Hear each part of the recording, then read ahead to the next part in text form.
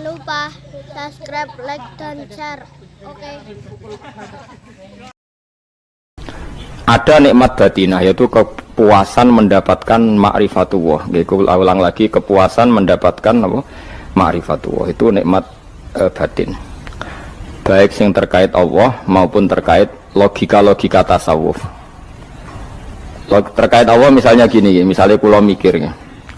Kula nu bolak-balik matur niki, berkali-kali di tempat ngaji ini. Mugi-mugi jenengan eling, mboten gadah masalah ingatan ini eling-eling. Eling-eling tenan. Wong nak soleh, ya soleh, soleh. Cek soleh mulai cilik, cek soleh dadakan terus husnul khotimah. Pokoknya napa? Soleh. Niku nak mati, niku bumi ku nangis. Nangise bumi ku kekurangan utawi kalong wong sing sujud ning ndekne.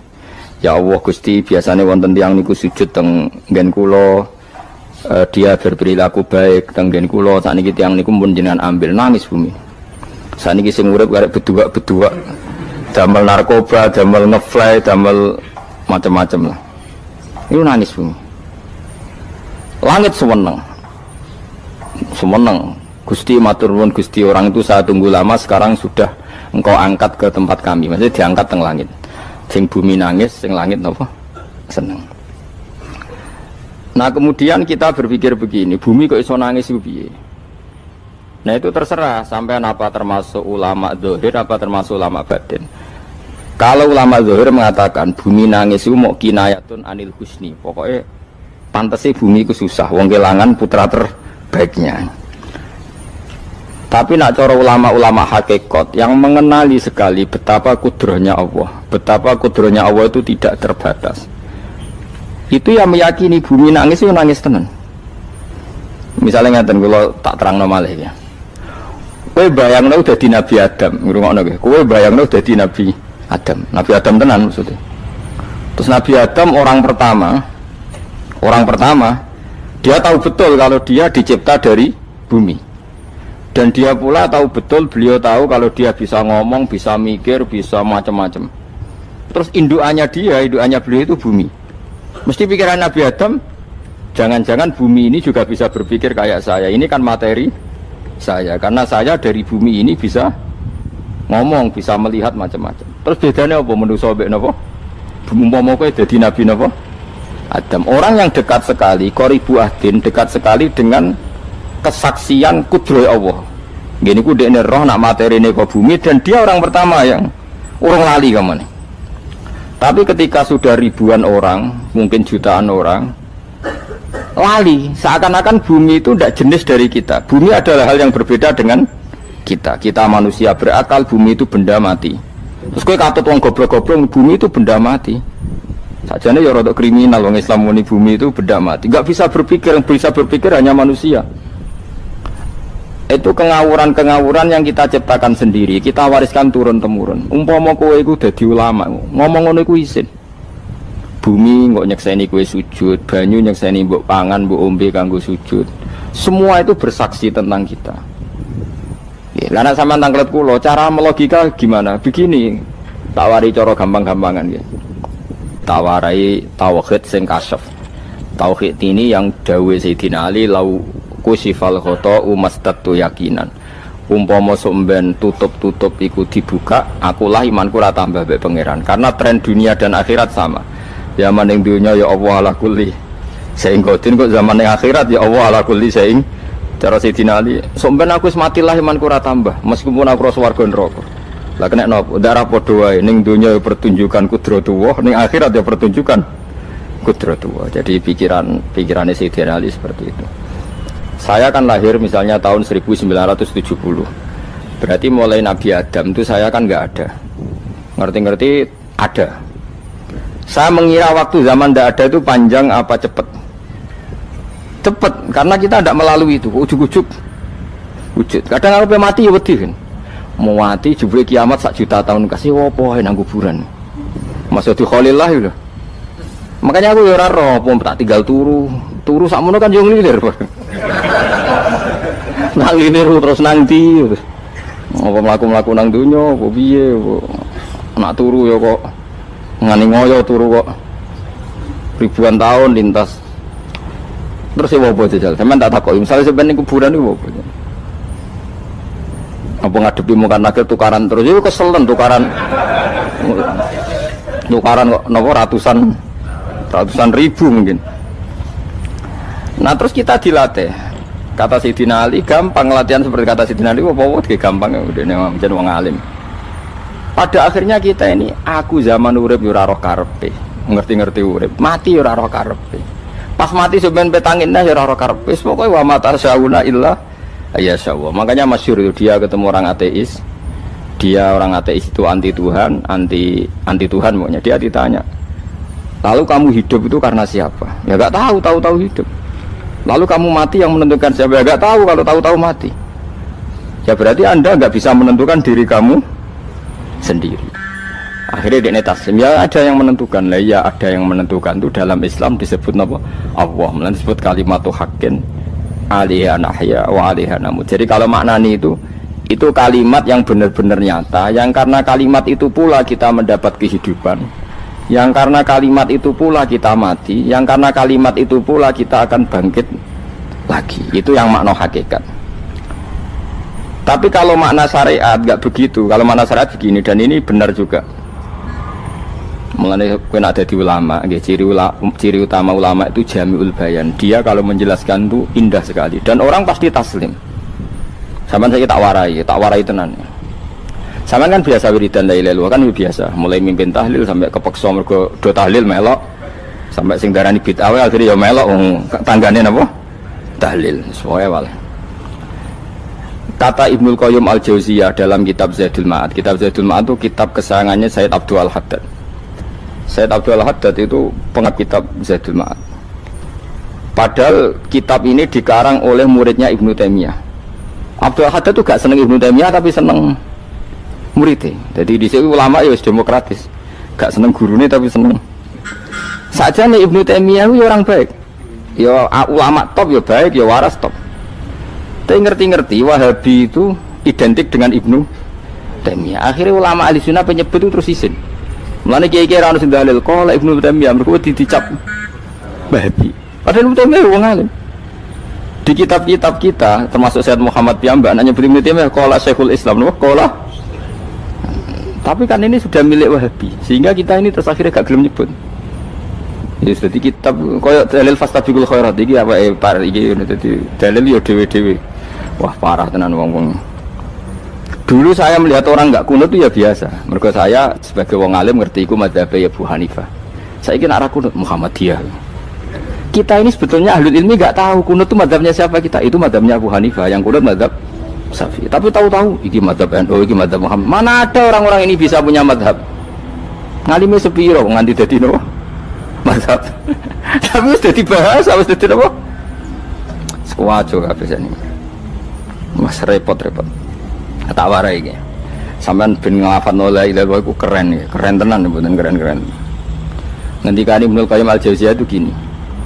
Min asliha khuliqatil jannah wa min asliha khuliqatin nar. Terus wa min asliha khuliqatid dunya wa min asliha bu'isatir rasul wa min asliha qatalar rasul. Wah, terus sampai sekarang saya tak bedai. Surga itu kan digawe kelas VIP. VIP mewah. Terus jari rugane widadari dulu kan nak wingi sebut. Kira 70. 70. Wayu kabeh ora ono sing kriting, wayu kabeh. Wayu kabeh terus gak tahu delok wong liya. Kadang bojo kita wis elek jek delok. Oh ya, widadari sifatnya maksuratun fil khiyam. Jadi gak tahu keluyuran ning ndi.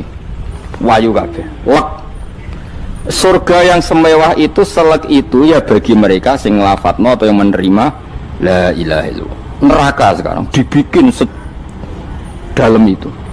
Jari Abu Hurairah neraka itu tes-tesane benda kamu jatuhkan ke neraka itu untuk sampai ke bawah itu nunggu 70 tahun. Kila 70.000 tahun. Dikena HP membuat ceblok nang neraka itu ceblok itu ngenteni 70 tahun. Betapa dalamnya ngentekno bego piro ya bayang misalnya. Oh itu kontraktor mana saja tidak sanggup itu disuruh ngeduk kedalaman neraka. Iku ya mau kanggo wong sing menolak la ilaha illallah. Jadi kalimat ini luar biasa. Swarga digawe bagi yang nerima, neraka digawe ya untuk yang menolak. Iku kalimat sing kok nak tahlilan turu iku lho. Iku kalimat sing nggo alasan Allah gawe swarga. Terus kalimat sing suwe-suwe sing lafadzno diarani bid'ah iku. Itu kalimat sesakral ini nasibnya akhir zaman itu entek. Gara-gara dilafadzno tahlilan tersangka jadi apa? Bid'ah. Dulu kalimat yang dipuja-puja penyebab surga dan neraka. Saiki kalimat itu tersangka. Mau perkara napa? Bid'ah. Wis ki aja melok-melok, kowe debat ya ora iso makili aku, sebarno iso. Kok kowe terusno dalan tok. Dah. Berarti la ilaha illallah itu kalimat yang surga dibikin karena itu, neraka dibikin ya karena itu. Kemudian Allah punya sunnah, lalu butuh pelatihan. Dikasihlah Allah gawe bumi. Piye manusia butuh latihan, dibikinlah bumi. Dan ini latihan ikrar la ilaha illallah dengan sadar, dibikinlah bumi, liyabluwakum terus dites. Wes digawe bumi, ono makanan, ono minuman, ono wong wayah, ono pegatan macam-macam, wong diutang wis mbulet macam-macam. Gue ngetes, eling la ilaha apa eling utangi, eling la ilaha apa eling kasuse, pokoknya dites. Karena nggak fair kalau Allah bikin itu kemudian nggak dites, dibikinlah darul imtihan. Dunia itu bahasa Arabnya darul imtihan, tempat tes-tesan. Imtihan mana apa? Tes, liyabluwakum, diuji. Wes diuji kita hidup. Artinya kita dihidupkannya pun oleh Allah demi tes-tesan la ilaha, itu disebut kalimatu haqqin alaiha. Nah ya sebenarnya kita hidup pun ini untuk dites. Pada akhirnya la ilaha illallah apa enggak? Paham ya? Terus dites. Allah itu juga secara hukum itu kan enggak fair, dites kok enggak punya pemandu. Dibikinlah rusul, diutuslah para rusul untuk pemandu. Tes itu kan butuh seru. Mak pemandu tok ora ono musuhe kan enggak seru, dibikinlah setan. Saat ini sebagian kita sudah setan, tapi ini ben seru. Lho ndak setan kan minal jinnati wan nas, rumangsamu setan sopo. Baik setan minal jinnati wan nas. Jadi kena muni auzubillahi minasyaitonir rajim, terjemahane berlindung Allah dari saya sendiri ya Allah itu. Lho itu kalau lama dulu biasa auzubillahi min syururi anfusina wa min sayyiati a'malina. Sebenarnya kita berlindung hanya dari setan yang jauh, iblis itu enggak. Ya setan diri kamu sendiri, min syururi anfusina, dari kejelekan diri kita. Ngomongnya do ujug, soalnya setan tuh makhluk gaib sing piye. Lah kowe iku sapa? Nganti kowe maksiat terus mergo akrab klop, roh mbek setan ku klop. Mulane terus maksiat. Dah. Allah ngutus pemandu yang ngecul setan ben fair. Napa? Fair. Jadi semua darul ibtila ini juga demi kalimat. Nah, makanya disebut kalimatu haqqin sing alaiha nahya. Kita hidup ya demi mendapatkan kalimat itu. Kita mati nanti ya demi kalimat itu, artinya mati ke neraka ya karena kalimat itu kita menolak atau mengabaikan. Masuk surga ya karena kalimat itu kita hormat, kita benar dalam memperlakukan kalimat itu. Berarti alaiha nahya wa alaiha nam. Terus wa alaiha nub'as karuan, kalau kamu termasuk minal aminin ya nub'as minas solihin, kalau minal kafirin ya nub'as minal zolimin. Tapi semua desain dunia ini hanya demi kalimat la ilaha illallah Muhammadur Rasulullah. Nah ini kan penting. Bagaimana mungkin kemudian kalimat sesakral ini, sehebat ini, kemudian ada orang tahlil kamu tidur. Kok iso? Kalau janggal kok iso wong turu. Misalnya kayak mangkel, kalau mangkel sing mimpin Gus, wira barbar. Bagaimana mungkin kalimat yang menyelamatkan Anda kemudian Anda anggap problem? Elek gak? Apalagi kamu anggap ini bid'ah. Nak cara kula oke lah, ndongakno mayit itu gak ono tuntunan Nabi. Tahlilan gak ono tuntunan. Tapi wis muni tok kono tok. Artinya muni tok kono tok ora usah nyerang kalimah, enak kalimah tetap kalimah thayyibah. Soal kowe ora seneng sing tahlil, mergo tiga profesi lah iku wonge wae gedhinge aja geman. Ya saya misalnya, saya kadang enggak cocok sama mubalek karena kadang profesi. Tapi saya tidak pernah anti pengajian, bagaimana itu membawa syiar Islam. Tapi kalau mubalek kadang ora seneng, kadang takon entuk piro. Bareng sangone sithik, kok sumpah mek transportasi ini. Lah ngono kok mbok senengi iku piye? Tapi kita terus gedeng keliru, iku sing nggawa syiar Islam. Mana ada pengajian didengar orang banyak tanpa mubalek? Gak iso. Ini iso melepukno barang-barang ra penting dadi penting iso. Lah cara guruku teng sareng ning ape mlepuk kanggo panggung barang perkara. Tapi kadang ya benar. Yang namanya mudin mubalek ya itu bisa benar bisa salah, tapi kamu enggak boleh gedeng kalimatnya. Piye kalimat itu kalimat hak. Nah, ini penting kula utarakan sehingga zaman Nabi Sugeng ini rungokno tenan ngaji kula. Zaman Nabi Sugeng ada sahabat Namanya itu Usamah bin Zaid. Ini sahabat kesayangannya Nabi, hibbu Rasulillah. Usama itu diutus Nabi perang. Ini dengerin, diutus perang. Pas perang itu si kafir tadi menggal temannya. Ada yang tangannya putus, kakinya putus. Wah, seorang kafir ini sudah luar biasa. Bacok sana, bacok sini. Ketika terdesak oleh pasukan Usama, kebetulan Usama ini cakap ya, sama beberapa temannya orang Ansor. Orang kafir yang sudah kotoa arjulana wa kotoa aidiana, dia pas terdesak bilang la ilaha illallah. Terus sama Usama tetap ditusuk, dibunuh karena dia berpikir ini qolaha muta'awwidzan, dia melafadzkan kalimat itu hanya berlindung dari pembunuhan. Setelah dilaporkan Nabi itu marah besar. Nabi ngendikan kaifa anta ya Usama bila ilaha illallah idza ja'at bika yaumal qiyamah. Kowe nek ditakoki la ilaha illallah ku piye? Piye-piye wis ngomong la ilaha illallah, tapi sampai ngomong ngoten sakwise ngetoki tangan kula, maksudnya tangan kula tangan kelompok saya, tiga-tiga saya. Nabi tetap jawab kaifa bila ilaha illallah idza ja'at bika yaumal qiyamah. Pokoknya Nabi menyoal terus. Sampai menjadi fatwa ijma'nya fuqaha, siapapun yang melafadzkan la ilaha illallah harus kita terima meskipun qolaha muta'awwidzan, meskipun saat melakukan hanya cara zahir berlindung dari kematian, sehingga kita terima. Orang kafir yang 80 tahun kafir melafadzkan la ilaha illallah 1 menit menjadi mukmin. Sampai ada ayat kulil ladzina kafaru iyantahu yufar lahum ma qad salaf. Ini kalimat yang sakral, bahkan kafir yang 80 tahun saja menjadi mukmin hanya karena melafadzkan la ilaha illallah. Mulanya yang ngaji saya, yang senang saya, jangan pernah kamu mengatakan ada bid'ah yang orang bisa jadi kafir. Bagaimana mungkin orang mukmin yang ke kuburan dan melafadzkan la ilaha illallah kamu katakan kafir? Padahal kalimat ini yang kafir 80 tahun saja menjadi mukmin. Saiki ana wong lafadzno la ilaha illallah mergo salah tempat pinggir patok mbok arani kafir. Kok aneh. Sing kafir 80 tahun dadi mukmin iki gara-gara ngafalno la ilaha illallah dadi kafir. Mergo mau salah tempat ning pinggir apa? Patok. Mboten ora cocok muni nganggur, wong sering ziarah ku nganggur. Nyatane ya tenan. Cara dene pegawai negeri ora sering ziarah. Nah iku tapi ora usah muni kafir gak mungkin lah. Coba kalimat ini itu orang kafir yang 80 tahun menjadi apa coba dengan melafadzkan kalimat ini? Mukmin kan? Berarti kalimat ini adalah kalimat penghilang kekafiran. Lalu karena dilafadzkan secara salah dianggap kafir. Hanya karena bid'ah itu tidak mungkin. Makanya sebetulnya Wahabi yang alim-alim itu tidak berpendapat demikian. Saya punya beberapa referensi Wahabi yang alim itu tidak pernah mengkafir-kafirkan orang karena perdebatannya seperti itu. Tapi saat ini wis kuwajo. Sebenarnya kalau orang alim itu ya mirip-mirip, entah Wahabi entah tidak mirip-mirip. Karena kalimat tadi. Wahabi itu kitab terbesarnya itu Ibnu Taimiyah. Ibnu Taimiyah itu punya murid Ibnu Qayyim Al-Jauziyah. Itu sampai sekarang saya lihat di fatwanya Ibnu Taimiyah itu begitu hormat sama orang-orang kita ini sama. Tapi tahu-tahu lewat penyaduran sana sini terus menjadi kacau. Jadi kalau balik ini malah sampai anak kepengen dua nikmat batinah seperti tadi yang saya utarakan. Swarga dicipta sedemikian mewah ya demi yang menerima la ilaha illallah. Terus neraka dibikin se ekstrim itu juga bagi yang nolak. Kemudian dibikin daru pelatihan yaitu dunia ya karena kalimat berarti kalimat itu luar biasa. Wa biha qamatis samawati wal ardu. Kalimat ini pulang menjadikan langit bumi berdiri. Lalu sekarang kita bisa ngomong, bisa berpikir, bisa ngadekno BPKB macam-macam. Itu karena kita sendiri apa karena kudratullah? Saya tanya.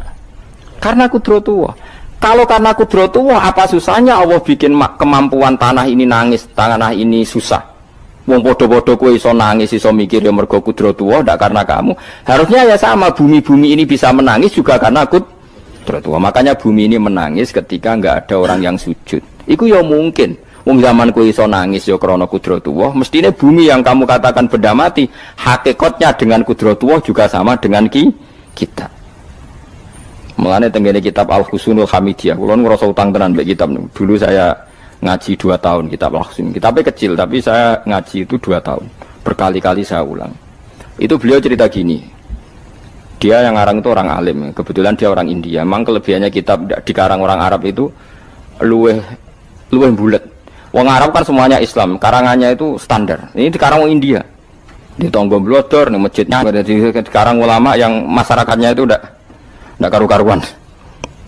Beliau cerita itu gini, manusia itu punya satu kebodohan, di mana kebodohan itu disebabkan oleh robtul asbab al-adiyah, mengkaitkan sebab sing biasa-biasa. Misalnya gini, sama saya kita omongi, misalnya ada orang bilang gini, batu ini nanti itu menjadi ayam. Orang bilang mukhal apa enggak? Enggak, jawab saja. Mukhal. Kenapa bilang mukhal? Karena dikira enggak bisa kan? Enggak, jawab saja. Jawab satu-satu. Batu ini menjadi ayam. Kamu jawab mukhal. Alasannya apa? Alasannya enggak mungkin terjadi, apa kamu enggak bisa? Sebetulnya karena kamu udah bisa. Udah. Lau ukhbiro dzakar rajul. Andai kan orang itu kamu kasih tahu, klungsu ini biji asem itu, biji pohon asem itu. Nanti yang kecil ini suatu saat besar. Setelah besar buahnya banyak, tambah besar, tambah besar. Terus orang bilang mungkin. Ketika bilang mungkin itu karena dia bisa, apa hanya karena menyaksikan berkali-kali ada kejadian nak klungsu ditandur, iku iso dadi gede. Coba sama jawab. Karena dia bisa, apa karena hanya menyaksikan itu sering terjadi? Hanya misalnya. Artinya zaman dia mengatakan mungkin, itu pun tidak memberi kontribusi ikut buat. Iya enggak? Tetap bergantung kudrahnya Allah. Dia hanya bilang mungkin karena sering melihat. Sebenarnya dia enggak sama sekali memberi kontribusi. Lah ya darani mungkin ya ora urun. Paham ya? Lalu kenapa dia kecangkeman terus muni wong wis mati dadi lemah gak mungkin dadi manusa meneh. Lho zaman dadi manusa sing wis ngene iki kok mani dene lara melo gawe. Terus muni mungkin mergo sering terjadi, sering roh, sering bersaksi. Berarti sebetulnya manusia itu pakai ukuran dia mampu tidak mampu apa pakai ukuran bersaksi melihat. Bersaksi. Nah ini kan problem, kita sebagai manusia itu problem. Makanya disebut wa kanal insanu dzaluman jahula, wis goblok aja-aja. Mereka manusia itu nak wis goblok aja-aja. Makanya saya kemarin diminta ngisi di pondok kajen.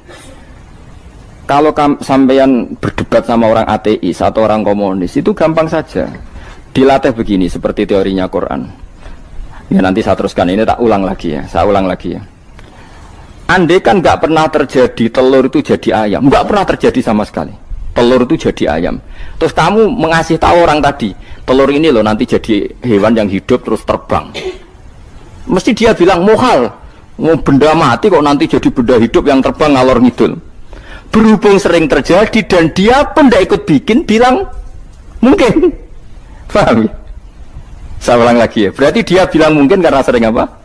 Terjadi dan dia lihat. Andai kan pertama kali nggak ada telur sama sekali yang jadi ayam, terus pengalaman pertama di dunia belum pernah terjadi. Kamu kasih tahu telur ini nanti jadi ayam terus terbang. Orang ini bilang mukhal enggak? Mukhal. Berhubung sering terjadi bilang enggak? Nah berarti kita nanti bangkit dari kubur gampang saja bagi Allah. Cuma belum pernah terjadi kamu mengatakan mukhal. Nah makanya otak kita harus dibenahi. Makanya jogeman percaya ambek yang pernah kita lihat, yang sering kita lihat. Percayalah dengan akal, tapi akal waras deh. Karena waras itu serempet tatanannya wangil. Makanya Islam itu melatih. Kul falillahil hujjatul balighah. Misalnya begini ya, dulu kalau Gerwani atau PKI atau siapa sajalah, itu kalau melatih anak-anak TK, makanya seorang ulama harus punya kecakapan penjelasan ibanatul ahkam. Itu anak-anak kecil dilatih. Anak-anak kamu terpejam, mintalah manisan sama Allah. Ya Allah saya minta manisan, saya minta permen. Terus disuruh buka, dapat enggak anak-anak? Enggak dapat bu, wah berarti Allah enggak ada. Sekarang minta sama bu guru. Bu guru kami minta permen dikasih. Berarti yang ada bu guru bukan Tuhan gitu. Akhirnya jadi gerakan ateisme. Nah sebetulnya untuk melawan gerakan itu kita harus melatih begini misalnya gini. Saya itu pernah ketemu sama orang yang berpikiran komunis. Oh komunis juga. Dia nantang saya gini, Pak, pokoknya saya tidak bisa nerima konsep Tuhan sebelum Anda bisa menjelaskan kenapa ada Tuhan. Jadi, bocah kok elek ini. Nah, aku ngerti aja, sak cerdas ini tetap cerdas aku yakin tetap cerdas aku. Rasanya selain raine serama meyakinkan, tapi pikir tetap cerdas. Kulo itu kan wong Quran gitu, artinya punya pikiran panjang. Mungkin di antara orang Islam kita ini tidak punya kecakapan menjelaskan. Tapi kalau orang sering baca Quran, apalagi dia ngaji tafsir ya, yang waras maksudnya waras lah. Serapati seneng duit barang ini penting, harus seneng duit wis mari goblok. Yakin ulama seneng duit mari goblok, tak jamin wis. Umpama alim wis kelas B, kelas C gak bisa, tahqiq gak bisa. Kalau tahu dikandani kanca kula riyen ambek jenengan udah saya kaca akeh. Lah kena apa? Cok seneng duit kula. Duit wis masalah bagi ulama. Ora duwe luwih masalah kan ya. Maksudnya ora usah seneng tapi aja terus gak duwe. Sekarang saya tanya, Quran itu melatih kita gini. Quran itu sederhana kalau ngelatih tauhid, tapi orang pasti ingat. Kata Allah gini, nggak apa-apa, saya tidak Tuhan, nggak apa-apa, kamu yang Tuhan. Tapi buktikan kalau kamu Tuhan. Caranya gini, am khalaqus samawati wal ardi. Ya nggak apa-apa, kamu yang Tuhan nggak apa-apa. Tapi buktikan kalau kamu menciptakan langit, bumi. Mereka pasti ikrar. Ya tidak mungkin saya menciptakan bumi. Saya lahir sudah ada bumi. Yesus lahir sudah ada bumi. Nggak mungkin Tuhan. Terus Tuhan membuat pertanyaan kedua, am khuliqu min ghairi syai'in. Ya sudah, kalau saya tidak Tuhan, lalu nggak ada Tuhan, berarti alam raya ini tercipta oleh sesuatu yang nggak ada. Aneh nggak? Misalnya sebelum alam raya ini nggak ada Tuhan. Berarti sebelum alam raya ini kan adanya nihilisme, sesuatu yang nggak ada. Kemudian sesuatu yang nggak ada ini menjadi penyebab sesuatu yang ada. Aneh nggak? Belum ya aneh. Sesuatu yang nggak ada itu mestinya kan nggak bisa ngelabeti, nggak bisa berfungsi, nggak bisa ada gunanya. Mau jenenge ra ono iku ya ora marai apa-apa. Mau ra ono kok dadi sebab. Sesuatu yang menjadi sebab itu yang wujud apa yang nggak ada? Yang wujud. Sak takok ini. Lah kalau nggak ada Tuhan berarti alam raya ini lalu sebabnya apa? Ya dari ketiadaan, lalu tiada itu menjadi sebab. Yang tiada kok jadi sebab tekem lho. Mikir. Di mana-mana yang sebab itu harus barang yang wujud, nggak boleh tiada kok jadi sebab. Ini kan jadi aneh, sesuatu yang tiada menyebabkan sesuatu yang ada. Terus dia bilang, ya pokoknya ronde ini kalah, tahu kapan tak pikir aja, pikir nganti mati temenang aku ini. Makanya sebetulnya dalam ilmu mantek, pertama itu kita tidak harus iman Tuhan itu namanya Allah, tidak harus. Makanya pertama dikenalkan, sementing kenal Tuhan itu ada dulu. Disebut zat sing wajibil wujud, belum disebut namanya Allah. Allah itu disebut nama Islam, itu paham ya? Saya ulang lagi, Allah disebut itu nama Islam. Tapi kalau penemuan akal hanya sampai kita ini butuh zat sing wajibil wujud, sing menjadi penyebab semua alam raya ini. Di bahasa Arab disebut musabbibul asbab. Belum menyebut Allah musabbibul asbab. Islam pun pertama Iqra turun ya gak nyebut Allah. Iqra bismi rabbikal ladzi khalaq, khalaqal insana min 'alaq. Iqra wa rabbuka. Tuhan itu siapa? Yang mencipta. Nah, yang mencipta ini oleh syariat Islam disebut apa? Tapi dalam logika yang penting kowe kenal sik ana musabbibil asbab. Pastikan bahwa alam raya ini yang wujud pasti disebabkan sesuatu yang ada. Nggak boleh barang wujud kok diciptakan oleh sesuatu yang tidak ada. Yang gendeng ora barbar barang ra ono mbok sifati al khaliq. Sing gawe langit bumi apa? Pencipta. Penciptane apa? Sesuatu yang tidak ada. Kowe ikhlas dutek ngono kowe ikhlas ta ora? Gak kowe ikhlas ta ora dutek ngono kowe ikhlas ta. Kowe gelem dadi bodho niku. Gelem kowe. Mboten. Nah, nikmat ngono jenenge nikmat batin. Mulane sing suwenang mbek kalimat la ilaha illallah. Wis ana sing bid'ahnallah iku wong nganggur wis beno sak uni-unine. Tapi kadang memang kita berlebihan. Tahlilan rabar-bar matang puluh dina ini rabar-bar. Muga alasane wis disangoni akeh tahlil sedih lho. Sakake penggemar sing keselen, sing rantuk sangu ya butuh cepet.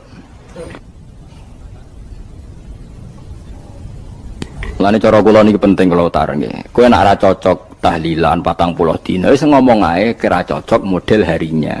Tapi ki aja menolak kalimat la ilaha illallah iku disifati Kanjeng Nabi kalimat thayyibat. Wong Nabi nyifati thayyibah, kalimat yang suci kok nyifati bid. Tak soal kira cocok wong sebut. Misalnya kamu bilang saja wong mati wis sangu amale lha apa didongakno barang. Nek kowe pengen ndonga ora usah ndonga. Wis ora usah biasa wae. Kula lah mbok dongakno ora seneng. Gak meyakinkan. Karo dene mlebu swarga butuh dongamu ora ono swarga fadhole pangeran apa mbok dongano barang. Nah tapi kowe donga aku ya seneng. Senenge ya semau lah timbang nyanyi-nyanyi rame-rame sadok donga. Mbok mandi mbok ora pokoke donga. Saya ulang lagi ya. Makanya Quran itu melatih logika sampai seperti itu. Am khalaqus samawati wal ard bal la yuqinun. Sampai terus diulang-ulang. Am khuliqu min ghairi syai'in. Kalau mereka merasa Tuhan enggak apa-apa, tapi buktikan mereka ini wujud sendiri tanpa sebab. Atau begini, kalau mereka tidak tahu sebab pencipta langit bumi, mereka sendiri suruh yakin kalau mereka adalah penciptanya. Amhumul khaliqun, enggak apa-apa. Ya tapi masih Abu Jahal gendeng lah, masih Abu Lahab ngawur lah, nak takoki, ya wes pangeran kowe wae sing gawe langit bumi. Penggemarnya saja pasti tertawa. Mosok Abu Lahab darani pencipta langit bumi, wong lahir wae ning bumi. Tapi Quran oleh ngejawab, am khalaqus samawati wal ardo. Apakah mereka menciptakan langit bumi? Bala yuqinun, mereka pun tidak pernah yakin. Jadi itu pangeran. Makanya di mana-mana orang alim itu suka debat. Karena pangeran sendiri kalau menjelaskan kebenaran seringnya juga nantang debat. Kata Allah, Qul ara'aytum ma tad'una min dunillah aruni madza khalaqu minal ardi am lahum syirkun fis samawat. Enggak apa-apa mereka Tuhan kata Allah, tapi buktikan zaman langit diciptakan mereka memberi kontribusi apa? Apa urun bego, apa urun cagak, apa piye lah pas aku gawe langit iku dekne urun apa jare am lahum syirkun fis samawat. Misale urun apa lah? Urun tol ta urun apa lah. Itu pangeran. Mereka kan pasti menjawab enggak. Terus itu nih bi kitab biming qobliyada. Kalau kamu nggak percaya Quran sebagai kitab, nggak apa-apa. Tapi buktikan kamu punya kitab tandingan. Nggak, mereka nggak punya juga. Atau gini, nggak usah Quran, nggak usah sakralan. Au atharotim min ilmin, atau kajian ilmiah yang membuktikan bahwa Yesus itu Tuhan, atau yang membuktikan bahwa berhala itu Tuhan. In kuntum shodiqin, nggak apa-apa. Kalau kamu benar buktikan. Nah itu makanya semua nabi itu punya kecerdasan. Karena tadi nabi kadung nantang itu nih bi kitab biming qobliyada au atharatim min ilmin in kuntum shadiqin. Tapi sekarang orang alim soleh itu jarang. Sing ngono anggere wong soleh rapati ngalim, anggere sing alim biasanya rapati soleh. Lah kula itu masuk rontok-rontok ya isih rontok soleh ya rontok, tapi lumayan masih menjaga hujjatullah tadi. Sebab itu ulama dulu mengajarkan Allah itu siapa? Disifati zat sing wajibil wujud. Karena alam ini kadung ada. Kalau alam ini kadung ada, pasti penyebabnya sesuatu yang wujud. Tapi kalau wujudnya mungkin, bahaya. Wong sing gawe wae wujude terima mungkin bisa wujud bisa tidak. Makanya dipermanenkan yang gawe alam ini zat sing wajibil wujud. Sing wujudnya wajib. Wajib itu enggak bisa enggak pasti wujud. Nah terus kita kenal itu namanya khaliq, itu musabbibil asbab, itu khaliqul asya. Lalu oleh Islam zat yang demikian itu disebut Allah. Terus jadi la ilaha illallah. Nah orang yang bertauhid gini tentu punya kenikmatan batin yang luar biasa. Sehingga saya bayangkan nanti mati yang ngono biasa wae kan. Gusti zaman kula teng donya ora melok ngatur oksigen, ngatur nyawa, apa mati ndak ra ngoten. Mulane jare Siti Ali, jenengan jemben nak mati tambah pinter apa biasa? Ya biasa wae. Ning bumi yo ndelok kudrohe Allah, kok ning akhirat ndak ra padha wae ndelok kudrohe Allah. Mulane beliau masyhur guyonan beliau lauku sifal ghata mastatu yakinan. So ben aku nek mukasafah ning akhirat imanku yo ora tambah, ya biasa wae, standar-standar wae. Maksudnya kue ning dunya ujung-ujungnya paling pokok ya menyaksikan kudratullah. So ben ning akhirat ujung-ujungnya paling pokok ya delok kudratullah. Ning dunya saiki Allah ya matlubi sing kita cari, so ben ning akhirat ya Allah matlubi. Paham ya? Artinya hukum dunia dan akhirat itu sama. Kita di dunia golek ridhanya Allah, ning akhirat ya golek napa? Ridhanya Allah. Lah soal kecil itu, tapi ning akhirat masalah Gus pun rokok masalah, diutang ditagih yo masalah, kere suwi ku yo masalah. Ya biasa jenenge makhluk anane masalah. Sing ora oleh di masalah pangeran. Pangeran duwe masalah. Biasa wae. Lah makanya kula suwun nggih aja geman gedeng